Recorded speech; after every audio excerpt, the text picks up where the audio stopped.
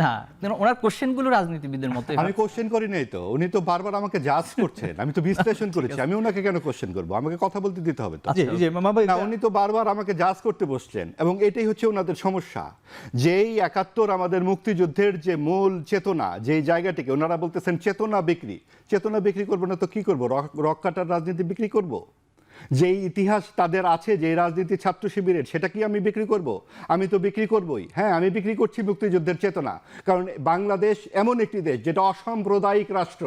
ভারত হিন্দু রাষ্ট্র, পাকিস্তান, হ্যাঁ, আমি চেতনা বিক্রি করব। বিক্রি করা খারাপ জিনিস নয়।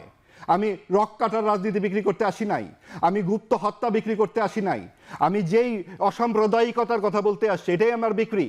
এবং সেটা হচ্ছে আমাদের পরিষ্কার কথাটা হচ্ছে, যেই হিন্দু একটা রাষ্ট্র ভারত, পাকিস্তান মুসলিম রাষ্ট্র, বাংলাদেশ একমাত্র রাষ্ট্র যেটা অসাম্প্রদায়িক রাষ্ট্র, এটাই হচ্ছে মুক্তিযুদ্ধের মূল চেতনা।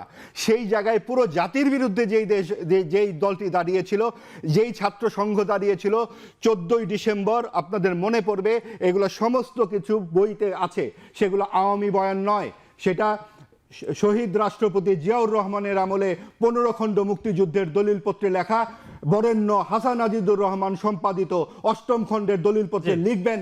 আমাকে বলতে দেন যে এই 8ম খণ্ডে কিভাবে ছাত্র সংঘের যে প্রধান এই মুজাহিদ সাহেব এবং তারা কি করে আমাদের বুদ্ধিজীবীদেরকে বাড়ি থেকে ধরে ধরে নিয়ে গিয়ে তারা মেরেছে, এবং এই সমস্ত কিছু আমাদের ইতিহাসের অঙ্গাঙ্গিভাবে জড়িত। তারা আজকে বলতেছে আমরা বিক্রি করতে আসছি। আমরা কি বিক্রি করব? এই দেশ আমাদের রক্তে গড়া, এবং যারা তার বিরোধিতা করেছিল তারাই এসেছে আজকে তাদের হাতে দেশের দায়িত্বভার তুলে দিতে হবে। তারা বলছিল যে 24-এর ৭১-কে একটা গোষ্ঠী মুখোমুখি দাঁড় করা, সেটা কারা দাঁড় করছে তারা বুঝুক, কিন্তু ৭১-কে বাদ দেওয়ার কোনো সুযোগ নাই। ৭১-এ যেই ঘটনাগুলো ঘটেছিল বাদ দিয়েছে কেউ না, ইতিহাসের অংশ যারা, সেগুলো কোথায়? আপনি আওয়ামী লীগকে বাদ দিচ্ছেন, জামাত কি করে নির্বাচনে অংশগ্রহণ করে?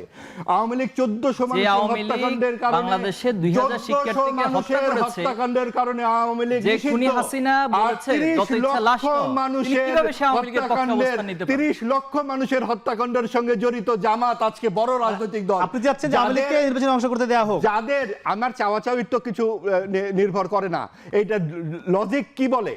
লজিক কি বলে যে সর্বশেষ গ্রাহ্য নির্বাচন 8 সালের, এবং যেটা আপনার পরবর্তীতে যে নির্বাচন হয়েছে, যেগুলো আমিডামি নির্বাচন হয়েছে, সেগুলো বাদ দেন, 8 সাল পর্যন্ত দেশের মূল ভোট বিএনপি এবং আওয়ামী লীগের শতকরা 40% ভোট, জামাতের ভোট 4 থেকে 7%। আইন নিষিদ্ধ করেছে। আর সামনে কোথায়? আইন থেকে বেগম খালেদা জিয়া কেউ 8 বছর জেলে ছিল। আইন কার হাতে কখন কি থাকে আমরা দেখি না। আপনি কি মনে করেন আওয়ামী লীগকে নির্বাচনে অংশ করতে দেওয়া উচিত? অন্তর্ভুক্তিমূলক নির্বাচন মানে কি? এখন এই কথা বলে তো আমরা অন্যদিকে যেতে পারি না। আওয়ামী লীগের এটা সেটেলড। আওয়ামী লীগকে এই 40% ভোট পাওয়ার জন্য এখন বিএনপিও বলছেন আমি সেটেল এনেছি এবং শেষ করছি। আওয়ামী লীগকে যেভাবে কাঠগড়ায় দাঁড় করানো হচ্ছে, জামাতের জন্য কাঠগড়াটি কোথায়? তারা সহি হয় কি করে? এই প্রশ্নের উত্তরটি কোথায় আসবে? এবং এইটা বারবার বলা হবে, এটা কোনো কার্ড খেলা নয়। ঘুরে আসি, এটা কোনো কার্ড নয়। তিনি বলছেন যে অন্তর্ভুক্তি নির্বাচনের জন্য একটি মানে প্রয়োজন অনেকটা সেরকম, এটা আপনি কি এটি মনে করেন কিনা?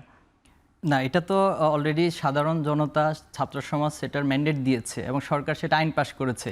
কিন্তু তিনি একটা বিষয় স্বীকার করে নিয়েছেন যে তিনি চেতনার যে ব্যবসা অথবা চেতনা বিক্রি, আমি এটাকে মেনে নিয়েছেন। এজন্য আমি ওনাকে ধন্যবাদ।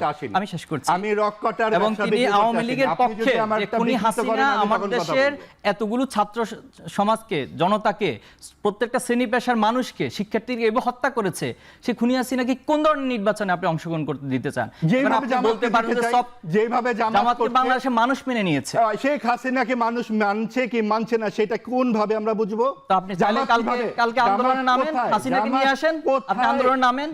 আপনার কতজন মানুষ আছে তাদের নিয়ে আন্দোলনে নেমে আপনি খুনি হাসিনাকে 4 থেকে 7% নির্বাচনে নিয়ে আসেন। এখন যে নির্বাচন, আপনার যদি সামর্থ্য থাকে, আপনার যদি জনসমর্থন, বাংলাদেশের মানুষ যদি, আমার কোন সামর্থ্যের ব্যাপার না। ওভার রাজনীতিবিদের মতো হচ্ছে, আপনার কথাগুলো ওভার রাজনীতিবিদের মতো হচ্ছে। আমি যুক্তি এবং আওয়ামী লীগের টুনে আপনি কথা বলছেন, এবং একবার বিএনপি একবার আওয়ামী লীগ।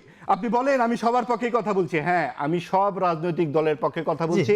আমার ভাই যদি চোর বা ডাকাত বা খুনি হয়, তাকে পিতার সম্পত্তি থেকে আমাকে তো শেষ করতে দিলেন না, কোনো সুযোগ আমার থাকে না। জি জি জি। এবং তারা এই আলোচনা আসলে একবার বিএনপি বললো, এখন আবার বলে আওয়ামী লীগ। এই আলোচনা চলতেই থাকবে। এই আলোচনা আসলে শেষ হয় না। আমি একটু জানতে, অন্তর্ভুক্তিমূলক সমাজের আকাঙ্ক্ষা থাকবে সমাজে। জি জি জি, কিন্তু সেটি আবার বাস্তবতা রয়েছে এবং একটি আপনি খুব চাইলেই 24 কে ভুলে যাওয়া যাবে না, এটিও নিশ্চয়ই আপনি একমত হবেন মাহবুব ভাই। হ্যাঁ, সেটি নিশ্চয়ই আপনি ভুলবেন না। 1400 মানুষ চোখের সামনে মারা গেছে, একটু জানতে 30 লক্ষ মানুষ আপনি আওয়ামী লীগকে আনতে যাচ্ছেন, একটু জানতে চাচ্ছি আপনার যেমন ভাবে জামাতকে আনতে যাচ্ছি।